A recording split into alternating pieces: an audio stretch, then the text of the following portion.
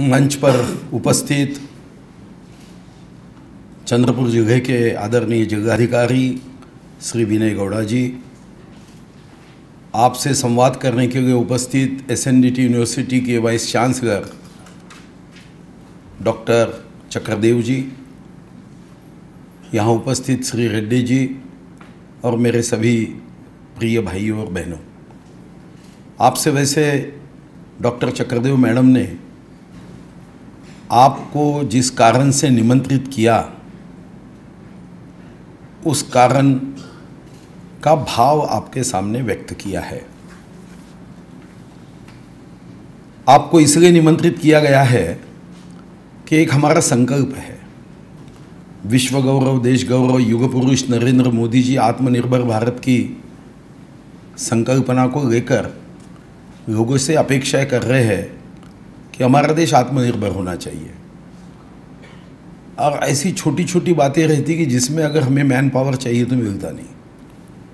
मैं गए 6 महीने से एक शॉर्ट हैंड मुझे चाहिए जो मराठी में मैंने बताए हुए पत्र ड्राफ्ट कर पाए, तो 6 महीने से मुझे नहीं मिल रहा है। बात तो छोटी है और इसीलिए एक निर्णय हमने किया। एसएनडीटी यूनिवर्सिटी जो 106 वर्ष से शिक्षा के क्षेत्र में और विशेष रूप से सिर्फ और सिर्फ महिलाओं के लिए काम करती है, महिलाओं को साक्षर बनाती है, आत्मनिर्भर बनाती है, रोजगार भिमुख ज्ञान देती है और आर्थिक स्वाधीनता की इस लड़ाई में महिलाओं को आर्थिक स्वाधीनता के लिए यश का मार्ग बताती है। अब आपसे क्या अपेक्षा है? जो मैडम ने कहा कि आप थोड़ा कुछ समय तक ये सोचो कि हमारा उद्योग है, हमारे उद्योग में ऐसे कौन से कार्य है जो बचत गट होंगे या कोई शिक्षा प्राप्त महिलाएं होगी, जिसने स्किल प्राप्त किया है ऐसी हमारी बहनें होगी, जो अच्छी से अच्छी सेवा सर्विसेज हमें दे पाएगी। प्रेमाइसेस तो बड़ा है। उदाहरण के तौर पे यहाँ पे WCL के CGM है। WCL ने एक GR कई वर्षों के पहले निकाला और उसमें 500 ऐसे प्रोडक्ट है जिस बारे में बड़े स्पष्ट रूप से GR में कहा गया कि ये प्रोडक्ट WCL को अगर परचेस करना है तो स्थानिक जगह से ही करना चाहिए। अब GR तो है, GR पे अमल कभी नहीं हो सकता और इसका कारण सीधा है। अमल इसलिए नहीं होता है कि उनको जो चाहिए वैसे क्वालिटी की वस्तु नहीं मिलती, जैसा चाहिए वैसा प्रोडक्ट नहीं मिलता, उसका फिनिशिंग नहीं मिलता। मैं उदाहरण के तौर पे कह रहा हूं। तो आज हम सब लोग मिलकर ये सोचे कि हमारा जिला आत्मनिर्भर कैसे हो पाएगा। और ये कहते समय जिलाधिकारी महोदय को भी मैंने कहा कि आज सभी उद्योग क्षेत्र के हमारे भाइयों को निमंत्रित करो। आने वाले दिनों में सही तो आपके साथ में मैंने हमारे उद्योग मंत्री जी से भी कहा है कि एक बार आए हमारे जिले की समस्याएं समझ गए, उद्योग क्षेत्र में जो आवश्यकता है वो मदद करे और प्रशासन भी आपके साथ में निस्वार्थ भावना से खड़े रहकर हमारे उद्योग को बढ़ने के लिए, उसके विस्तार के लिए जो जो अड़चने हैं वो दूर करे। शायद 1-1.5 महीने में हम फिर से मिलने वाले हैं, जिसमें हम अपने जिले में जो उद्योग क्षेत्र है, छोटी छोटी बातें रहती, कहीं रास्ता नहीं है, कोई और तकलीफ देता है, कहीं हमारे माइनिंग में हमें और कुछ समस्याओं का सामना करना होता है, हम प्रोडक्शन पे ध्यान दें, मार्केटिंग पे ध्यान दें, ज़्यादा से ज़्यादा इनकम टैक्स भरने में ध्यान दें, वो छूट जाता है अपने हाथों से। हमें अपने उद्योग के क्षेत्र में भी अच्छा काम करने के लिए अच्छा स्टाफ चाहिए। तो मुझे लगता है कि हम अपने जिले को एक मॉडल जगह बनाना चाहते हैं कि जिस जगह में हम अपनी आवश्यकताओं को और ज़रूरतों को पूरा कर सके। मुझे याद है कि मैं पद्मश्री अन्ना हजारे जी ने मुझे बुलाया था, मैं उनको गांव में गया था। उनका एक वाक्य मुझे बहुत अच्छा लगा। उन्होंने कहा कि हम अपने गांव में नमक और शक्कर 2 चीज़ें छोड़ के हर चीज़ हम यही बनाते हैं। बड़ा अच्छा वाक्य था। मैं बहुत आगे नहीं गया पूछने के लिए, मगर उन्होंने कहा कि जो सारी आवश्यक चीज़ें हैं वो हम यही बनाते हैं। तो मैं समझता हूँ कि हम इसमें प्रयोग कर सकते हैं क्या। कई कोर्सेस है, कई जो कोर्सेस के बारे में यहाँ पे क्या बैचलर ऑफ वोकेशनल एजुकेशन के माध्यम से प्रवास किए गए, पर्यटन किए गए, एडमिनिस्ट्रेशन किए गए, ज्वेलरी डिज़ाइन किए गए, फूड प्रोसेसिंग किए गए, फैशन डिज़ाइन है, यहाँ पे हर्बल प्रोडक्ट डेवलपमेंट है, ऐसी कई बातें हैं जो बातों में हम इन महिलाओं को स्किल देकर हम उनको रोजगार अभिमुख ज्ञान दे सकते हैं। हमारे सामने, देश के सामने सबसे बड़ा चैलेंज क्या है? तो हमारे यहाँ रोजगार अभिमुख ज्ञान कम है। जब मैं फाइनेंस मिनिस्टर था तो मुझे बजट देते समय जो टेक्निकल एजुकेशन डिपार्टमेंट है उन्होंने आंकड़े दिए तो मुझे भी आश्चर्य हुआ। ब्राज़ील में 87% टेक्निकल एजुकेशन दिया जाता है, 87, और हमारे राज्य में 10% ही लोगों को ये एजुकेशन दिया जाता है, मगर ये 10% में भी 8% पारंपरिक रूप से मिलता है। उसके लिए गवर्नमेंट कुछ नहीं करती। अगर कि कुम्हार का बेटा है तो कुम्हार पिता उसको समझाते हैं, अगर कारपेंटर है तो पिता उसको बनवाते हैं। हमारा जगह तो साधन संपदा से भर भर के है। भगवान ने तो इस जगह को सब दिया है। बीच में जब माइनिंग वालों के साथ मैं बैठा था तो मुझे भी आश्चर्य होगा। महाराष्ट्र में माइनिंग से जो रेवेन्यू मिलता है 2475 कोटी, 2475 कोटी में हमारा अकेला जगह 1082 करोड़ देता है। ये मुझे नहीं पता था।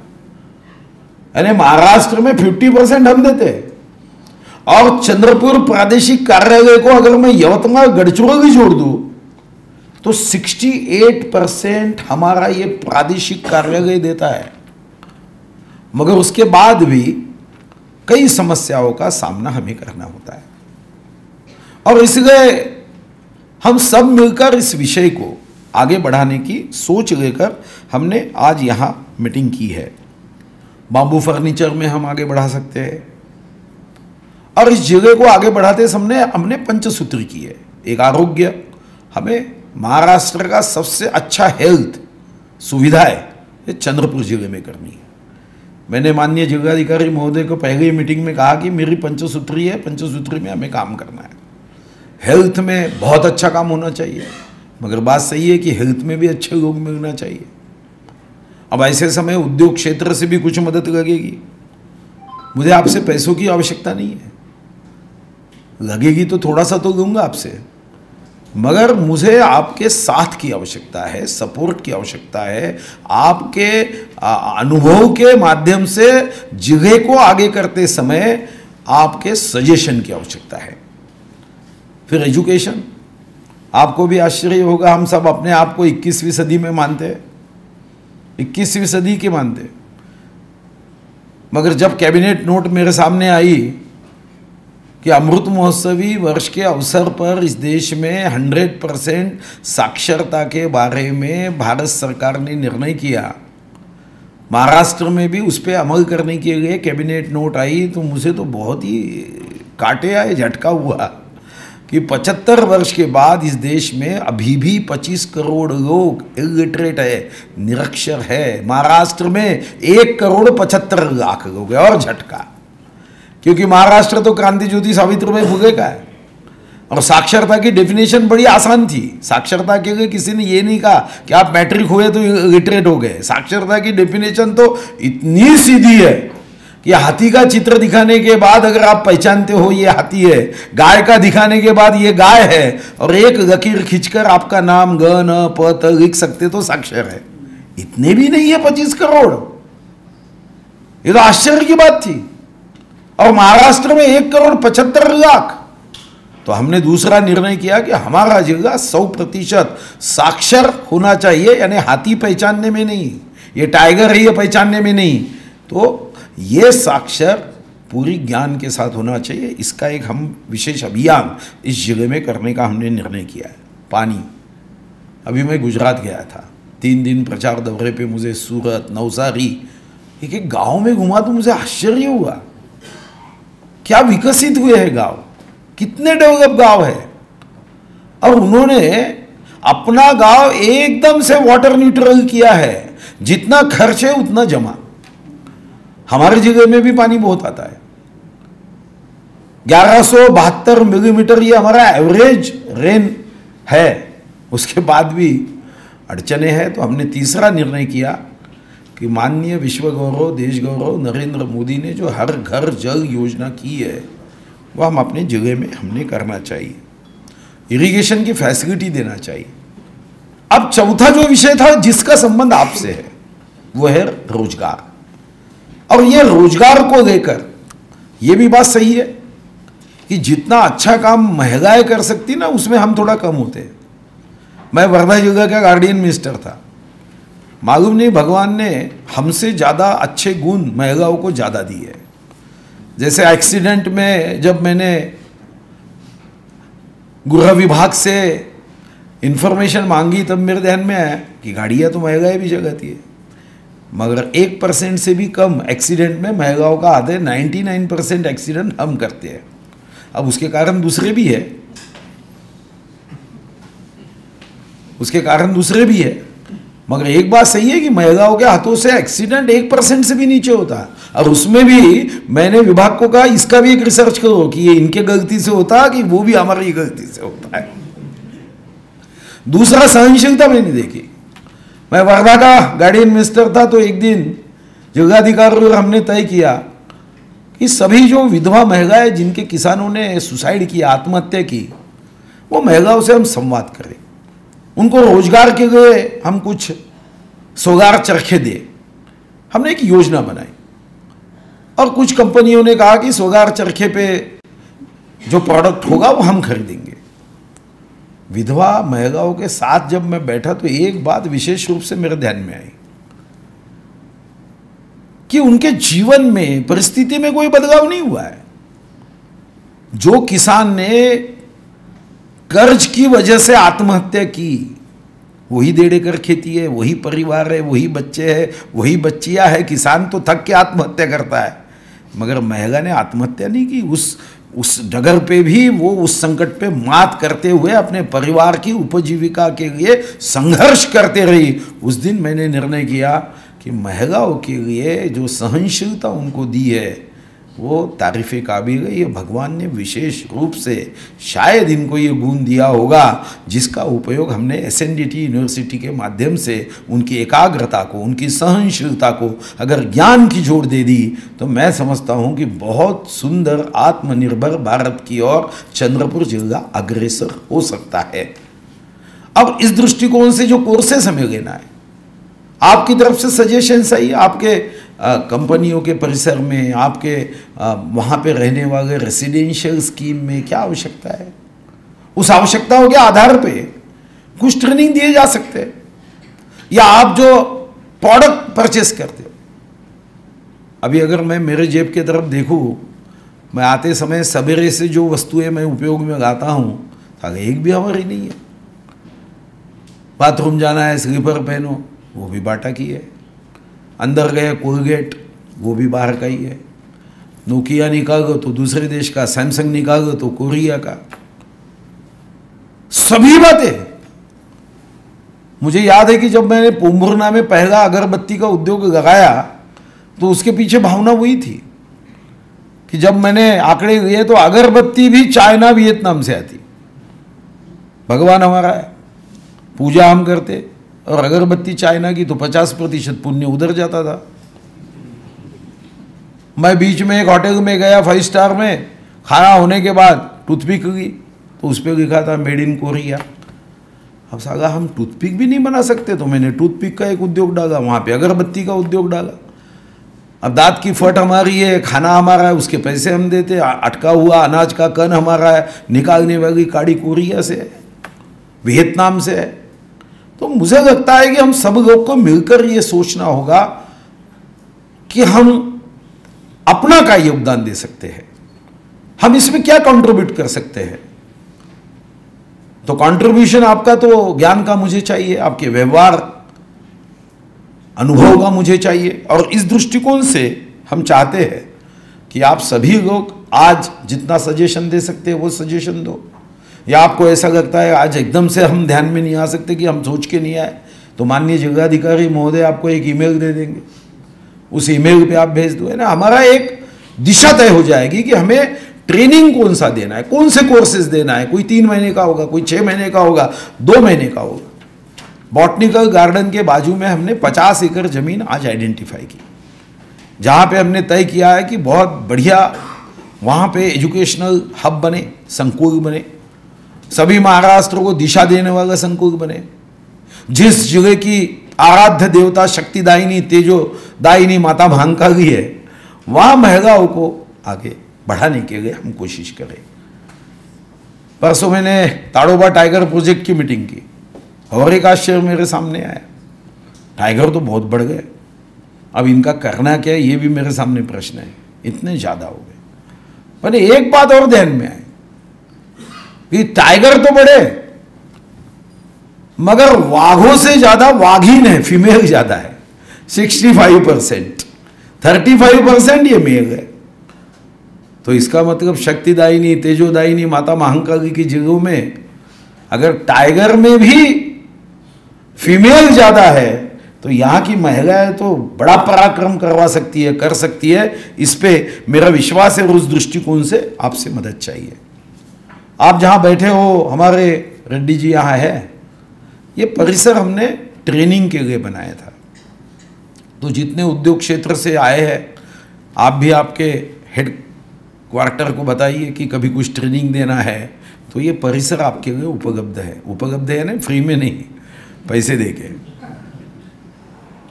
तो आप कर सकते हो। तो उससे हमारी भी वन अकादमी की आमदनी बढ़ेगी। आप 4 दिन का 2 दिन कोर्स दीजिए, 2 दिन ताड़ोबा की व्यवस्थाएं हम कर देंगे। शेर को देखिए, जंगल देखिए, पत्ते देखिए, घना जंगल देख के और वहाँ मोबाइल बंद हो जाते हैं। नहीं तो हम सब मोबाइल में इतने व्यस्त रहते कि गाड़ी में बैठे तो हम आपके हैं कौन। मैं ताड़ोबा में आएंगे तो हम साथ साथ हैं, क्योंकि चारों को काम ही नहीं रहता, साथ में ही चर्चा करनी है, संवाद करना है। तो उस दृष्टिकोण से मुझे आपसे आह्वान है कि आप आपके हेडक्वार्टर को ये बताइए, बहुत अच्छा परिसर है, रेड्डी जी को एक बार मिलिए, एक बार परिसर देख लीजिए। यहाँ पे कोई व्यवस्थाओं की कमियां होगी तो वो भी हम दूर कर देंगे। पर चंद्रपुर में अगर ट्रेनिंग होता है, लोग आते हैं, आपके हेडक्वार्टर के लोग आएंगे, तो निश्चित रूप से चंद्रपुर का नाम भी उन तक पहुँचेगा। उनको एक दिन ताड़ोबा दिखाइए, एक दिन बॉटनिकल गार्डन अभी 25 दिसंबर तक पूरा कर रहे, सैनिक स्कूल बताइए, हमारे यहाँ के माइंस बताइए। तो मुझे लगता है कि लोगों को यहाँ पे आने के बाद ये जो भाव है कि ये पिछड़ा जिला है वो निकलना चाहिए। और उस दृष्टिकोण से एक बढ़िया सुंदर एयरपोर्ट भी हम मूर्ति में राजूरा के पास बना रहे। बीच में उसको अटकाया गया था मगर अभी क्लियर हो गया। अभी इस 15 दिन के बाद गवर्नमेंट ऑफ इंडिया की भी मंजूरी आ जाएगी और हमारी उस बारे में बड़ी स्पष्ट सोच है कि एयरपोर्ट कोई किसी को हवाई जहाज की यात्रा हो इसलिए नहीं है, तो ये पायाभूत सुविधाओं में एक महत्वपूर्ण काम है।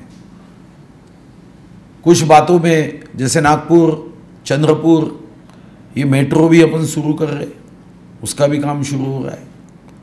उसकी एयर कंडीशन मेट्रो की वजह से, ब्रॉडगेज मेट्रो की वजह से भी सफ़र भी सस्ते होंगे। तो ऐसे सभी बदलाव में एजुकेशन ये आत्मा है और इस एजुकेशन को पहुंचाने के दृष्टिकोण से हमने यहाँ आपको सबको बुलाया है। 2 छोटी बातें मैं करूँगा कि जैसे राजस्थान में अनपढ़ महिलाओं को सोलर पैनल बनाने का एजुकेशन दिया, एजुकेशन सोलर पैनल बनाने का है, अनपढ़, बड़ा काम कर रही है। अभी मैं खाना खा के आया तो मैंने बीच में, मुझे एक पद्मश्री बीज माता है जिसको पद्मश्री दिया, मुझे मिलने आई थी मुंबई के बैठक में, वो पद्मश्री है, अंगूठा छाप है, तो उसको सैल्यूट करना चाहिए। उसने जितने भी पुराने हमारे देसी बीज थे वो सब जमा की। मैंने, आपको आश्चर्य होगा कि धान के भी 14,000 बीज है, ये मुझे भी नहीं पता था। तो उसने बहुत बीज मुझे भी दिए, सब्जी के, मूंगा हो, बाकी। तो मैंने एक किसान को 5,000 रुपये महीना उसको अगर मैं देता हूँ तो इससे और मल्टीप्लाई कर, तो अभी वो मल्टीप्लाई कर रहा है। पर विशेषता क्या है, अभी जितने हाइब्रिड बीज है वो हमें पेट भरने का काम अवश्य करते हैं, मगर वो हमारा सही दृष्टिकोण से पोषण नहीं करते। जब उसने वो पद्मश्री अनपढ़ महिला ने मुझे उसकी पौष्टिकता एक एक बात की बताई तो मैं भी दंग रह गया कि ऐसा नहीं है कि हमने एक सब्जी अगर खाई तो उस सब्जी में वैसी ही पौष्टिकता रहेगी। वो ही प्रजाति में दूसरी सब्जी में जो पौष्टिकता है वो नहीं, वो साइंटिफिकली जब सर्टिफिकेट मुझे बताया तो मुझे भी आश्चर्य हो गया कि टेस्ट में फ़र्क है, पौष्टिकता में फ़र्क है। तो ऐसी छोटी छोटी बातों का स्किल, ट्रेनिंग, ज्ञान देकर हमें आगे जाने की आवश्यकता है। और उस दृष्टिकोण से जिलाधिकारी महोदय ने भी अभी गति पकड़ी है। आज तो उन्होंने और एक मुझे अच्छी बात कही तो मैंने कहा आगे बढ़ो एकदम से, कि हमारे यहाँ बड़ी संख्या में आदिवासी भाई है। इसके पहले हमने मिशन शौर्य किया था जिसमें आदिवासी लड़कों को, जिन्होंने कभी जीवन में हवाई जहाज भी देखा नहीं था, हवाई जहाज में सफ़र करना तो दूर, उनको 8 महीने के ट्रेनिंग में हमने एवरेस्ट 29,029 फुट, हवाई जहाज 30,000 फुट से उड़ता है, इन्होंने 29,029 फुट पे जाके चंद्रपुर का झंडा लगाया। तो आज हमने बात की तो अब तो झंडा तो उससे ऊंचाई पे लगाया, अब हवाई जहाज भी उड़ाना चाहिए। तो हमने फ्लाइंग क्लब के लिए भी हमने आज सोचा है कि फ्लाइंग क्लब भी हो, 50% आदिवासी बच्चों के लिए उसका आरक्षण हो, बाकी 50% हो। तो ऐसी कई नई नई कल्पनाएँ आती रहती है, आपके भी दिमाग में आती है तो आप भी बताइए। और इस माध्यम से हमको सबको आगे जाना है। आखिरी का मुद्दा कि ये सब करते समय पूरी जो निधि है वो तो सरकार ही करेगी, मगर कभी कभी ऐसी छोटी सी गैप हो जाती है कि जिस गैप को एडमिनिस्ट्रेटिव अप्रूवल, टेक्निकल सैंक्शन इसमें समझ जाता है। तो ऐसे समय सिर्फ मेरा आह्वान रहेगा कि ऐसे समय जिलाधिकारी महोदय जब भी आपसे बात करेंगे तो तब आपने थोड़ा सा CSR उसके लिए खर्च करना चाहिए। कभी कभी बिल्डिंग बन जाती है, एक फ़ैन कम हो जाता है, तो फ़ैन के लिए फिर गवर्नमेंट के पास भेजो। तो विश्व में सबसे वजनदार वस्तु आपको शायद पता नहीं होगी, वो मंत्रालय की पाइप है, वो सहजता से निकलती नहीं। तो बड़ा काम है तो फाइल में भेजे, फैन का काम है, एक AC का काम है, कोई छोटा काम है, तो इसके लिए कहाँ भेजेंगे फाइल। तो ऐसे समय फाइल आपके पास आएगी। तो इस जगह के पालक मंत्री के नाते मेरा आह्वान रहेगा कि ऐसे समय आप हमारे साथ खड़े रहो। अगर ऐसे समय आप हमारे साथ खड़े रहोगे तो मैं भी आपको वादा करता हूं कि आपके संकट के समय प्रशासन और मैं आपके साथ पूरी ताकत से खड़े रहेंगे। बहुत बहुत धन्यवाद।